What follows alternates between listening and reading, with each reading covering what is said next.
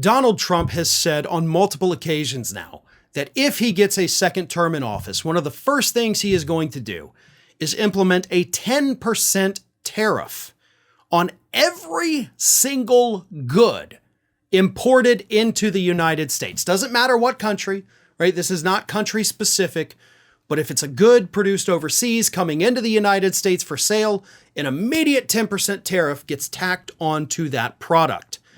And a new analysis by the Center for American Progress Action Fund has found that if this plan went into effect, it would cost American families an average of $1,500 extra per year. And we're talking about working class Americans who are already squeezed to the max. Working class Americans who, according to reports and studies, couldn't afford a $600 emergency if it arose in their lives. And Donald Trump wants to charge them an extra $1,500 a year for the goods that they buy at the grocery store every day. Because the report, the new one, says that this would increase the prices of our groceries. It would increase the prices of any petroleum product, including gasoline. And of course, it would increase the prices on just the average everyday things you buy, from televisions to desks to cameras. All of it would go up in price. But I do have a problem with this analysis. $1,500 per family? That's it? We're talking about the price of every good that people buy, essentially, going up by 10%. Now, you may be saying, but Farron, that's not true because it's only the goods imported into the United States that would go up by 10%.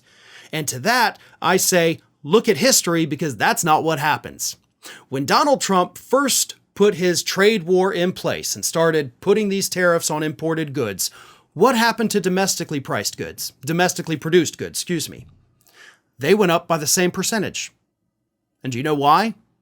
Well, the CEOs of these American companies who raised their prices flat out told us, they said, we're going to stay competitive with the prices with the foreign produced goods. So if the price of this washer and dryer, which was made in a different country, if that went up by $200, our washer and dryer made in America, we went ahead and raised the price $200 too. So when I say everything that you purchase would go up by 10%, I mean everything across the board would go up by 10% because that's what American companies do.